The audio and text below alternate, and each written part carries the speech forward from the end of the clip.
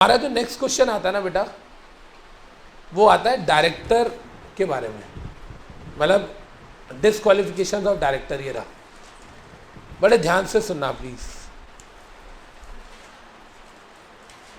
ये बड़ा इंपॉर्टेंट और अच्छा क्वेश्चन है।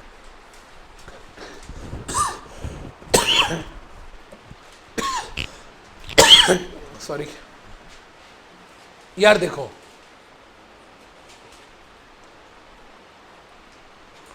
सेक्शन 165, बड़े ध्यान से सुनना बच्चे, क्या कहता है 164, सॉरी क्या कहता है ये। देखिए, मैंने आपको याद होगा जब मैंने आपको इसकी पहली क्लास दी थी तो मैंने आपको सेक्शंस याद करवाए थे इसके, तो मैंने उसमें भी कहा था 164 और 167 रिलेटेड होता है, एक साथ पढ़ा जाता है। याद है ऐसा कुछ? 164 एंड 167।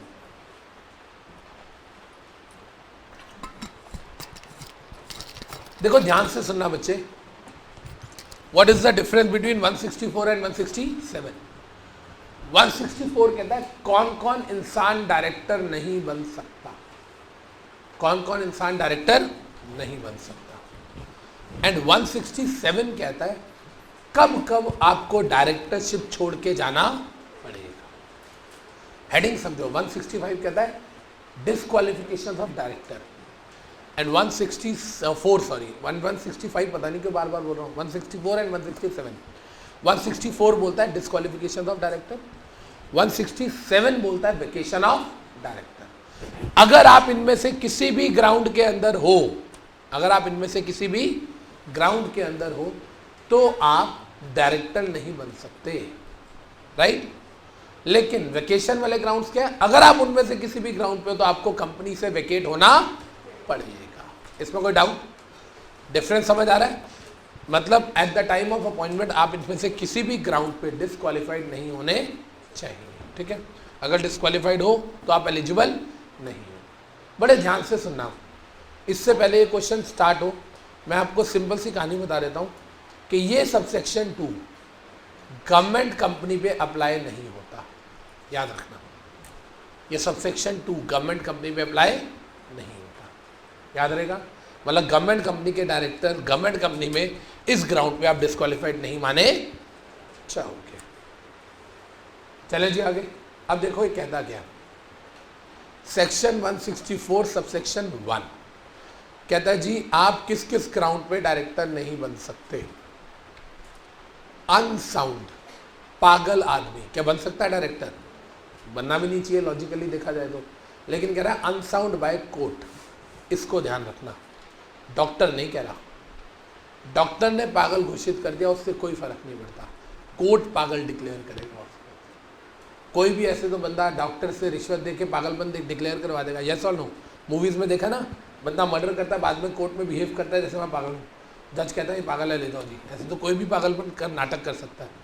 तो कहता है अगर आप अनसाउंड हो और आपको कोर्ट ने बोल रखा है कि आप अनसाउंड हो, याद रहेगा।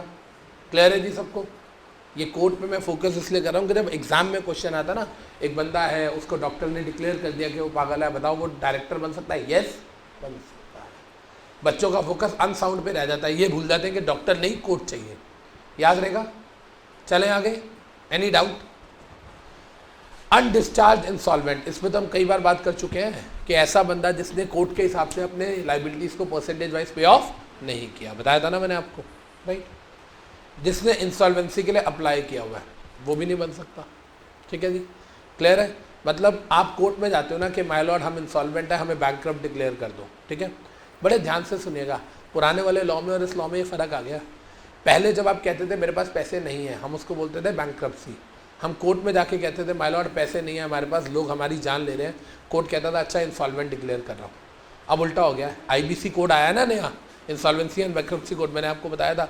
अब आप खुद को जब कहते हो पैसे नहीं है तो वो इंसॉल्वेंसी हो गया, और जब कोर्ट कहता है नहीं है मत लो इससे, मत करो इसको तंग, तो वो बैंकक्रप्सी हो गया। टर्म पूरी चेंज हो गई है, याद रखना, मीनिंग बदल गया। पहले आप खुद मना करते थे बैंकक्रप्सी होता था, कोर्ट कहता था इंसॉल्वेंसी। अब क्या हो गया, आप मना करोगे इंसॉल्वेंसी, कोर्ट कहेगा बैंकक्रप्सी। याद रहेगी बेटा बात? कोई डाउट इसमें?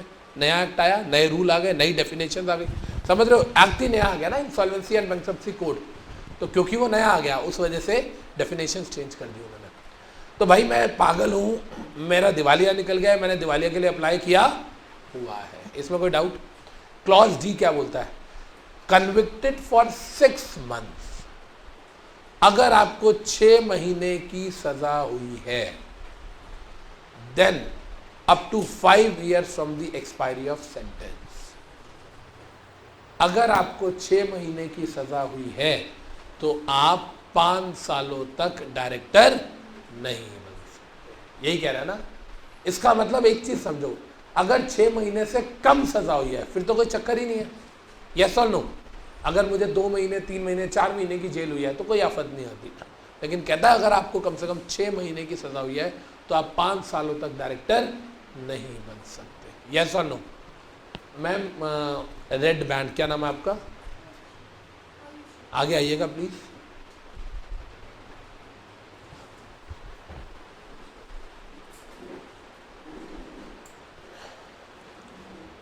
आयुषी जी एक बात बताइए बेटा, ये पॉइंट आपको क्लियर है? Never appointed if convicted for 7 साल।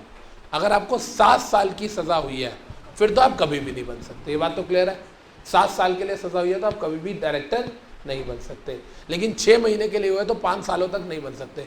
मैम ये 5 साल कहाँ से स्टार्ट होंगे? मतलब जब से सजा हुई है, सजा होने से या सजा काटने से?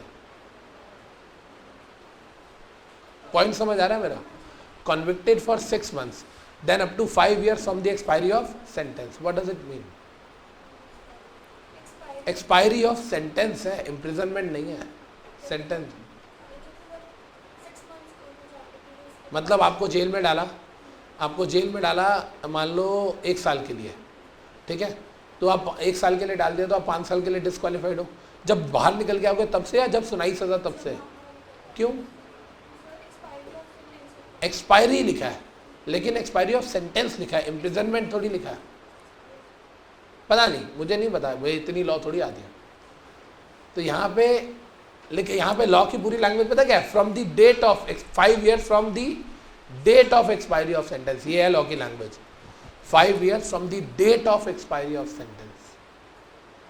लॉ के टेक्निकल वर्ड्स है 5 years from the date of expiry of sentence.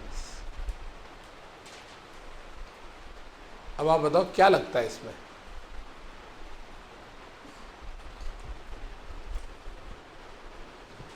Date कह रहा है, पीरियड नहीं कह रहा, एक्सपायरी कह रहा है, सेंटेंस कह रहा है, इम्प्रिजनमेंट नहीं कह रहा। क्या कहना चाह रहा है ये? 6 months के बाद, मतलब आपको 6 महीने की सजा हुई तो बाहर आने के बाद 5 साल, तो भी 6 months के बाद पक्का? अगर मान लो किसी को 7 साल की सजा हुई, मानना 7 years की नहीं, 7 years तो बन नहीं सकता ना, मान लो किसी को 6.5 साल की सजा हुई, आप क्या कह रहे हो? तो 6.5 साल की सजा, कोर्ट ने कहा, आयुषी नाम है ना, कोर्ट ने कहा आयुषी को 6.5 साल की सजा। आप ये कह रहे हो जब सजा सुनाई उसके 6 महीने बाद, अब आयुषी जेल में कितना टाइम रहेगी? 6.5 साल। अब आप क्या कह रहे हो? 6 महीने के बाद 5 साल डिस्क्वालीफाइड हो जाओगे, आप ये कह रहे हो? आप मतलब 5.5 साल हो गए, मतलब लास्ट के 1 साल आप जेल में हो तब भी डायरेक्टर बन सकते हो। तो फिर कहना क्या चाह रहे हो? बैठो। इस पॉइंट पे कई साल झगड़ा चला है कोर्ट में, इस पॉइंट को लेके 7 से 8 साल झगड़ा चला, लास्ट में जजमेंट आई है। कई लोगों का ये कहना था कि माय लॉर्ड सज़ा सुनाने से रिलेटेड है, सज़ा काटने से नहीं। कोर्ट कहता है प्रूफ करो, कहता माय लॉर्ड सिंपल सी बात है, सेंटेंस लिखा हुआ है, इम्प्रिजनमेंट थोड़ी लिखा हुआ है। अगर जज ने इम्प्रिजनमेंट लिखा होता लॉ मेकर ने, तो हम फिर तो मानते काटने से। सेंटेंस सुनाना होता है, काटना थोड़ी होता है। सामने वाला बंदा कहता है नहीं माय लॉर्ड, एक्सपायरी वर्ड भी लिखा है, आप एक्सपायरी को कैसे इग्नोर कर सकते हो? एक्सपायरी वर्ड लिखा है, और एक्सपायर तो तभी हुई जब आपने सजा काट लिया सामने। और कहता है मैडम माय लॉर्ड वैसे भी, अब एक चीज़ बताओ ना, अगर 5 साल फ्रॉम दी सज़ा सुनाना होता, तो अगर किसी को सजा हुई है 6.5 साल की, इसका मतलब 5 साल तक वो नहीं बन सकता, अगले लास्ट के 1.5 साल वो जेल में है तब भी बन सकता है डायरेक्टर, यही मतलब हुआ ना इसका। सज़ा 6.5 साल की सज़ा हुई, सुनाने से 5 साल होता, तो इसका मतलब आप लास्ट के 1.5 साल जेल में हो तब भी डायरेक्टर बन सकते हो। ऐसे कैसे बन सकते हो? सामने वाला कहता है मेरा दिक्कत क्या है, हमारे देश में जेल में रह के इलेक्शन लड़ा जा सकता है तो कंपनी नहीं चलाई जा सकती। वही बात ठीक है अपनी जगह, हाँ या ना, राइट। फिर उन्होंने कहा माय लॉर्ड यहाँ पे डेट लिखा है, पीरियड थोड़ी लिखा है। अगर पीरियड लिखा होता, period of expiry of sentence या period of expiry of imprisonment, फिर तो चक्कर, अगर लॉ मेकर ने यहाँ लिखा होता period of expiry of imprisonment, फिर तो खत्म हो जाती ना कहानी, फिर तो झगड़ा ही नहीं होता, हाँ या ना। यहाँ पे झगड़ा क्या हो रहा है, डेट है, पीरियड नहीं है, सेंटेंस है, इम्प्रिजनमेंट नहीं है, खाली एक्सपायरी वर्ड पे क्या किया जाए। अगर एक्सपायरी वर्ड फेवर में जा रहा है तो डेट और सेंटेंस अगेंस्ट में भी तो जा रहे हैं। बाद में लास्ट में कोर्ट ने बोला कि नहीं जी, date of expiry of sentence का मतलब है जब आप सजा काट के बाहर आओगे। क्लियर है ये बात, समझ आ गई कहानी। तो सजा काट के बाहर आओगे, उसके बाद 5 सालों तक आप डायरेक्टर नहीं बन सकते। डन। अब आपको पता है इसमें ना एक बंदे ने और मजे लिए, कुछ सालों के बाद उसको सजा मिली, ध्यान से सुनना, सजा मिली 4 साल की, कोई दिक्कत, सजा मिली उसको 4 साल की, कोर्ट ने कहा 4 साल के लिए जेल। 3 साल बाद उसको रिहा कर दिया गया, उसके गुड कैरेक्टर की वजह से। होता है ना ऐसा कि आपके अच्छे कैरेक्टर की वजह से आपको जल्दी रिहा कर दिया जाता है। अब बताओ 5 साल स्टार्ट कहाँ से होंगे, जब वो बाहर निकल गया 1 साल पहले वहाँ से, या अभी 1 साल बाद 5 साल स्टार्ट होंगे। क्वेश्चन समझ आ रहा है सबको कि 4 साल की सज़ा सुनाई थी, एक चीज़ तो हमें क्लियर है, सुनाने से 5 साल नहीं है, 4 साल बाद जब बाहर आएगा वहाँ से 5 साल है, राइट। लेकिन बाहर ही वो 3 साल में आ गया, तो अब क्या होगा बताओ शक्ति जी, क्यों बेल नहीं मिली,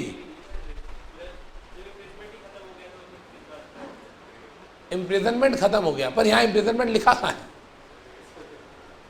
आप कह रहे हो सर इम्प्रिजनमेंट खत्म हो गया, यहाँ इम्प्रिजनमेंट लिखा कहाँ है? कहीं लिखा ही नहीं इस लैंग्वेज में। बबीता जी क्या बोलते हो, क्यों? क्योंकि सेंटेंस एक्सपायर हो चुका है, वो बात हो रहा है एक्सपायरी पहले आ गई उसकी, लेकिन सेंटेंस तो एक्सपायर हो चुका है, तो 3 इयर्स के बाद जब वो बाहर आया वहीं से 5 ईयर्स स्टार्ट हो जाएगा। क्लियर है? काजल जी ऐसी शक्ल क्यों बना रहे हो? क्या मैंने कोई अरबी में थोड़ी बोला? हाँ तो क्या समझ नहीं आया बेटा, बताओ, आगे आओ, पहले आगे तो आओ बेटा, डाउट पूछते हैं फिर देखते हैं कौन आपको समझाएगा। ऊपर आओ, हाँ बोलो, डाउट बोलो। क्या डाउट क्या है? मैंने ये बोला कि आपको सज़ा मिली 4 साल की, बाहर आओगे उसके बाद 5 सालों तक नहीं बन सकते, इसमें कोई डाउट? लेकिन जब सज़ा आपको 4 साल की मिली तो आपको अच्छे चाल चलन की वजह से, अच्छे कैरेक्टर की वजह से 3 इयर्स में रिलीज़ कर दिया, तो आप रिलीज़ कब हो गए? 3 इयर्स के बाद। आपकी इम्प्रिजनमेंट या सेंटेंस एक्सपायर कब हो गया? 3 इयर्स के बाद। छोड़ दिया ना, जज ने रिलीज़ कर दिया ना कोर्ट ने। अब यहाँ से अगले 5 साल तक आप डायरेक्टर नहीं बन सकते, क्या दिक्कत है? आप क्या कहना चाह रहे हो? 3 साल के बाद भी 1 साल वाली, अभी क्योंकि 1 साल रहता था तो क्या वो अभी भी काउंट हो? क्यों काउंट हो? जब आपका सेंटेंस एक्सपायर हो गया, जब जज ने आपके सेंटेंस को रिन्यू करके आपको जल्दी छोड़ दिया तो वैलिड माना जाएगा। क्लियर है वो? क्लियर है जी ये बात सबको? डन? Any doubt? अब देखिए आगे क्या कह रहा है। कह रहा है डिसक्वालिफाइड बाय कोर्ट या एनसीएलटी। कोर्ट या एनसीएलटी ने मना कर दिया कि ये नहीं बनेगा। फॉर एग्जाम्पल रामालिंग राजू हो, सत्यम का मालिक था, कोर्ट ने मना कर दिया आज के बाद ये डायरेक्टर नहीं बनेगा क्योंकि इसने एमडी बन के अच्छा खासा फ्रॉड किया, राइट। अगर आपने कंपनी के शेयर्स खरीदे हुए हैं, अगर आपने कंपनी के शेयर्स खरीदे हुए हैं और 6 महीने हो गए, कॉल मांग रही है कंपनी, आप दे के राजी नहीं हो, ठीक है जी। अगर आपने कंपनी के सभी शेयर्स खरीदे हुए हैं और पिछले 6 महीने में कॉल्स मांग रही है कंपनी और आप पैसे नहीं दे रहे हो, अपनी ही कंपनी के, जिस कंपनी के आप डायरेक्टर हो उसी कंपनी ने, जिस कंपनी के आप डायरेक्टर हो उसी कंपनी के आपने शेयर्स खरीदे हुए हैं, कंपनी कॉल्स मांग रही है, आप लिंगर ऑन करी जा रहे हो, तो कहता है 6 महीने के बाद, अगर मतलब आप ये समझ लो आप कंपनी के मेंबर थे, ठीक है, आप कंपनी के मेंबर थे, तो कहता है अगर आप कंपनी के मेंबर थे और आपकी आउटस्टैंडिंग कॉल्स है तो आप डायरेक्टर नहीं बन सकते। सिंपल सी बात है। No person can, or company can not appoint any of its members as director whose calls are in arrear for more than 6 months. समझ आई बात? क्लियर है? चले आगे। अच्छा, ही हैज़ नॉट गॉट डिन, ये बात भी क्लियर है, डिन नहीं है तो बन नहीं सकते, अब तो डिन नंबर चाहिए। Convicted under section 188 in last 5 years. 188 कौन सा है? Related party transaction. कहता है अगर आप रिलेटेड पार्टी ट्रांजेक्शन, हम पढ़ेंगे, अभी तक हमने पढ़ा नहीं है, कहता है अगर आप रिलेटेड पार्टी ट्रांजेक्शन के अंदर फंसे हुए हो सेक्शन 188 में पिछले 5 सालों में, मतलब ये हुआ अगर आप सेक्शन 188 में फंसे, चाहे आपको 1 हफ्ते की सजाई क्यों ना हो, तब भी आप 5 साल तक नहीं बन सकते, हाँ या ना? क्योंकि 188 कह रहा है अगर आप पिछले 5 सालों में 188 में फंसे हो तो नहीं बन सकते। ये बात समझ आ रही है? मतलब अगर आप 188 में फंसे हो तो 5 सालों तक आपका उसके बाद क्लीन रिकॉर्ड होना चाहिए, यस और नो। और यहाँ पे मिनिमम 6 मंथ्स वाला कोई क्राइटेरिया नहीं है, याद रहेगा सबको? तो गए। जेल का मतलब जेल होता है, जेल का मतलब थाना नहीं होता, सेंटेंस जज ने सुनाया है, पुलिस ने हवालात में डाल दिया, वो जेल नहीं होता। क्लियर है ये बात? चले आगे, डन, ठीक है जी। अब आता है सेक्शन 164 सबसेक्शन 2। ये क्या कहता है? पहले ये याद हो गया, कोर्ट, इंसॉल्वेंट, अप्लाइड, उसके बाद इम्प्रिजनमेंट, फिर एनसीएलटी, फिर अनपेड कॉल्स, फिर 188 और फिर not got done, right. 164 subsection 2 क्या कह रहा है? देखो, अगर आपकी कंपनी ने 1 साल हो गया है, 1 साल हो गया है, लोगों को डिबेंचर रिडीम करने थे वो नहीं करे, रिडम्पशन का टाइम आ गया था, 1 साल हो गया, रिडीम ही नहीं करे, या इंटरेस्ट पे करना था डिबेंचर्स पे वो नहीं करा, या प्रेफरेंस शेयर होल्डर्स को डिविडेंड पे करना था, या कोई लोन वगैरह की किस्त पे करनी थी, नहीं करी। आपकी कंपनी ने 1 साल से ज़्यादा हो गया है, कम से कम 1 साल हो गया, और आपकी कंपनी ने इनमें से कोई भी डिफ़ॉल्ट किया है, तो कहता है सारे के सारे डायरेक्टर्स जो हैं वो डिसक्वालीफाइड हो जाएंगे। सारे के सारे डायरेक्टर्स क्या हो जाएंगे? डिसक्वालीफाइड। डिसक्वालीफाइड का मतलब समझ रहे हो? हम ये नहीं कह रहे कि आप उस कंपनी से बाहर हो जाओगे। मान लो एक छोटा सा एग्जांपल लेते हैं, एक कंपनी है, मान लो रिलायंस इंडस्ट्रीज़ लिमिटेड। रिलायंस इंडस्ट्रीज़ लिमिटेड ने 1 साल तक लोगों का डिबेंचर का रिडम्पशन पीरियड आ गया था, पे ऑफ नहीं किया, ठीक है, डिफ़ॉल्ट कर दिया।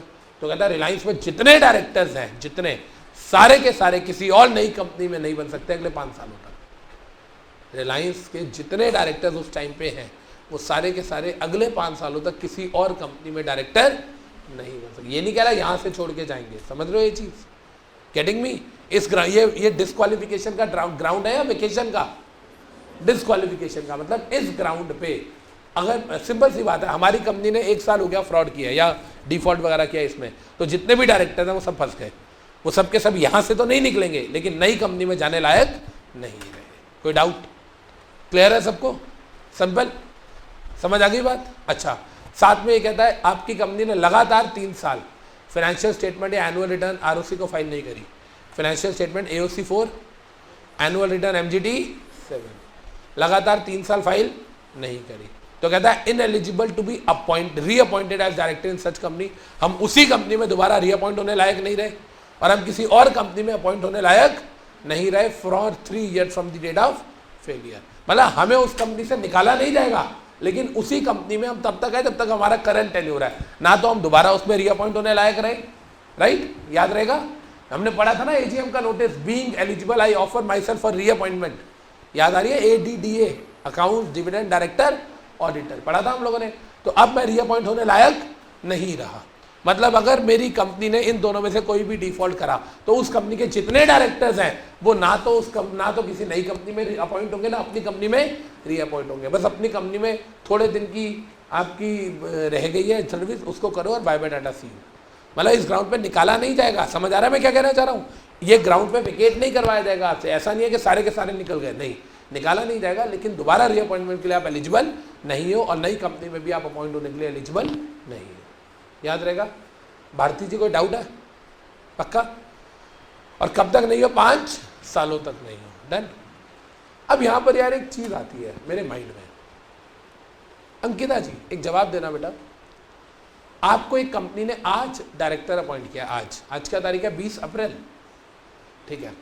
20 अप्रैल को आपको एक कंपनी ने डायरेक्टर अपॉइंट किया और आपको पता चला अब फाइनेंशियल ईयर खत्म हो गया ना, होगा तो अकाउंट्स वगैरह सब बनेंगे, और आपको पता है ये MGT 7 और AOC 4 भी जाता है ROC को with in 30 days and 60 days.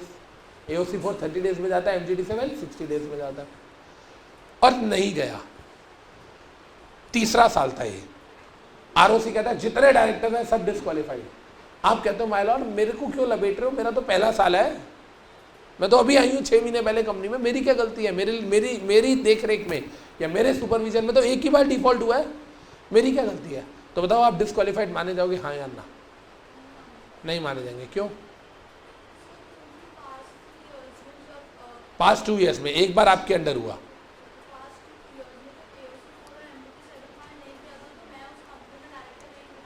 नहीं थे, मैं लाइबल नहीं हूँ। याद रखना ये 3 इयर्स की जो लिमिट है ये कंपनी पे है, इंडिविजुअल डायरेक्टर्स पे नहीं है। आप भी बाहर हो जाओगे कंपनी से। कंपनी लॉ ये नहीं कह रहा हर डायरेक्टर को 3-3 साल, वो क्या कह रहा है अगर कंपनी को लगातार 3 साल हो गए तो जितने भी डायरेक्टर उस टाइम पे हैं सबके सब डिस्क्वालीफाइड है। ये वाला जो ग्राउंड आप दे रहे हो ये एप्लीकेबल नहीं होगा। समझ आ रही है बात सबको? Any doubt in this? No doubt. चले आगे। आप ये नहीं कह सकते जी मैं तो अभी 4 दिन ही हुए आई हूँ जी, जो मर्जी है डिस्क्वालिफिकेशन है बाय। ठीक है जी, डन। चले आगे। प्राइवेट कंपनी कहता है इन डिस्क्वालिफिकेशंस के अलावा कोई भी और डिस्क्वालिफिकेशन डालना चाहे तो डाल सकती है। इसका मतलब ये हुआ कि ये पब्लिक कंपनी इसके अलावा और कोई डिस्क्वालिफिकेशन नहीं डाल सकती। मतलब ये लिस्ट पब्लिक कंपनी के लिए एग्जॉस्टिव हो गई और प्राइवेट कंपनी के लिए इलस्ट्रेटिव हो गई। यस और नो? क्लियर है ये बात सबको? जवाब दे दो, याद रहेगा। आपको पता है बुरा कब लगता है? जब आप पढ़ा के मर जाओ और उसके बाद पेपर में पहला क्वेश्चन आया और बच्चा गलत करके आया, बहुत फील होता है। पहला क्वेश्चन आया था ये 2011 या 12 की बात है। क्वेश्चन आया, पहला question comment on the following आता था, 15 नंबर का, 3 मार्क्स के 5 आते थे तब। पहला क्वेश्चन था comment on the following, true या फॉल्स है, रीजनिंग के साथ देना है।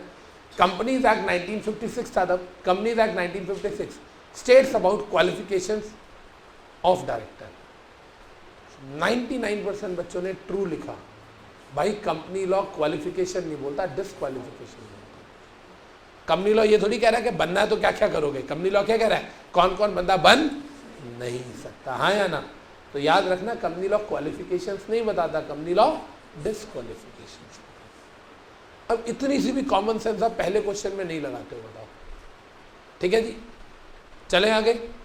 डन? ओके जी। सेक्शन, अच्छा ये प्राइवेट कंपनी वाली बात खत्म होगी। अभी ये क्वेश्चन खत्म नहीं हुआ, क्वेश्चन तो अभी आगे और है। अब देखना ध्यान से ये क्वेश्चन क्या कहता है।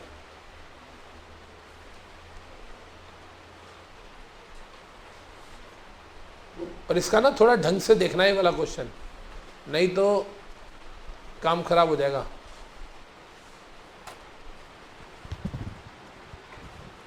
देखो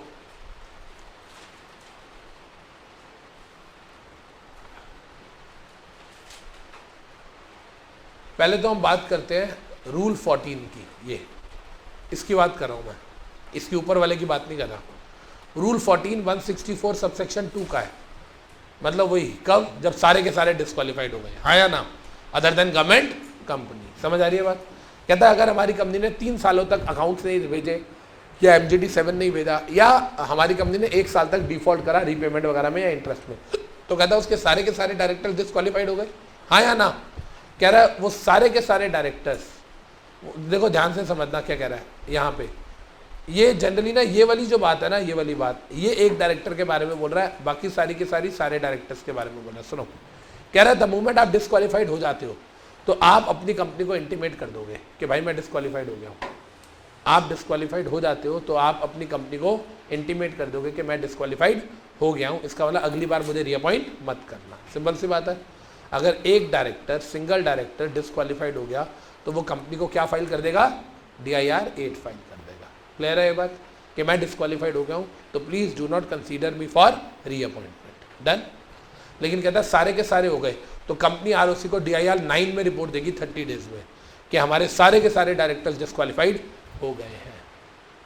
अगर किसी कंपनी ने ये वाला गलत काम किया तो उसके बाद सारे डिस्क्वालीफाइड हो जाएंगे ना, उनका फॉर्म नंबर कौन सा जाएगा?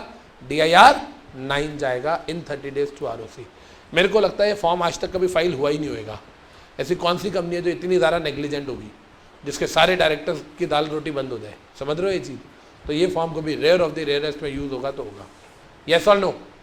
तो DIR 8 हम देंगे कंपनी को अगर हम इंडिविजुअल हैं तो, अगर सारे ही हुए हैं तो हम सारे नहीं देंगे, उस केस में क्या होगा, कंपनी ROC को DIR 9 देगी, राइट। और फिर कहता है ROC अपनी वेबसाइट पर डाल देगा कि ये सब जो है बेकार लोग हो गए हैं, अब इनको गलती से कोई अपॉइंट मत करना, हाँ या ना, क्लियर है ये बात। अब यहाँ पे कह रहा है डायरेक्टर, अच्छा एक चीज़ सुनो, इधर देखना, मान लेते हैं फॉर एग्जाम्पल कि मेरे को 6 महीने की से ज़्यादा की जेल हो जाती है, ठीक है, तो मैं 5 साल तक डिस्क्वालीफाइड हूँ, तो मैंने कंपनी को भेजा DIR 8, ठीक है, क्लियर है ये बात कि मैं डिस्क्वालीफाइड हूँ, डन। फिर कंपनी मुझे इस ग्राउंड पे निकाल भी देगी क्योंकि मैं 6 महीने से ज़्यादा की जेल में हूँ, मेरे को निकाल देगी या वेकेट करूँगा, वो हम पढ़ेंगे आगे कर सकता है कि नहीं। अब पॉइंट ये आता है कि जब मैं डिस्क्वालीफाइड हुआ तो मैंने DIR 8 फाइल किया कंपनी को। अब जब मेरी डिस्क्वालिफिकेशन रिमूव हो गई, मैं सदा काट आया, 5 साल हो गए, अब मैं ईमानदार हो गया, अब मैं दोबारा बन सकता हूँ डायरेक्टर, हाँ या ना, क्लियर है।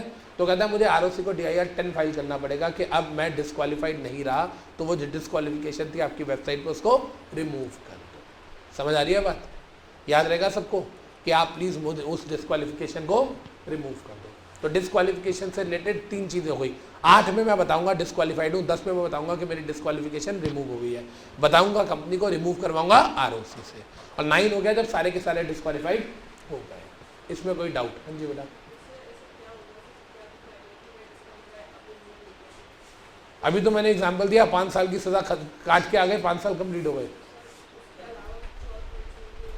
बहुत सारे पॉइंट हो सकते हैं जी। मैं पहले पागल हो गया था लेकिन अब मैं मेंटली ठीक हूँ, राइट जी। पहले मैं इंसॉल्वेंट हो गया था पर अब मैंने अपना सारा कर्जा चुका दिया एज पर दी रेटेबल डिविडेंड। तो जितने भी ग्राउंड्स हैं 164 सबसेक्शन 1 वाले, मैं जिसमें भी डिस्क्वालीफाइड हुआ था, अगर वो डिस्क्वालिफिकेशन रिमूव हो गई अब तो मैं DIR 10 ROC को फाइल कर दूंगा।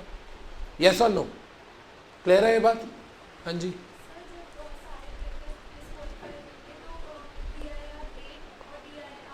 एट तो हम देंगे ही नहीं, 8 तो सिंगल डायरेक्टर दे रहा, लिखा हुआ मैंने। उनसे मांगेगी नहीं कंपनी सीधा ROC को DIR 9 देगी। 9 देगी तो ROC समझ आएगा सबकी लग गई, सब गए, सिंपल सी बात है। डन बच्चे, चले आगे, ओके। अब देखिए आगे क्या कहता है। अब ये वाला पॉइंट समझना, D, E और G बड़ा इंपॉर्टेंट पॉइंट है, ये बहुत इंपॉर्टेंट है। D, E और G पहले तो याद करो है कौन सा। देखो D जो है ये सजा वाला है, सजा वाला है।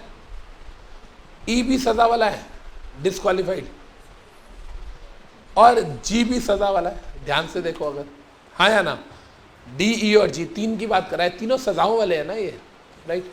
तो ये क्या कह रहा है इससे रिलेटेड देखते हैं बेटा एक बार ध्यान से पूरी बात। कहता है जी D और E और G इफेक्टिव होंगे आफ्टर 30 डेज ऑफ कन्विक्शन। कब होंगे? After 30 days of conviction. इसका मतलब ये हुआ जिस दिन मुझे सजा सुनाई गई उसके 30 दिन के बाद ये एप्लीकेबल होंगे। समझ आ रही है ग्राउंड? सुनते हैं। अमित वोरा को, एक ध्यान से सुनना मेरी बात जो मैं कह रहा हूं, इधर हो जाओ सर ठीक,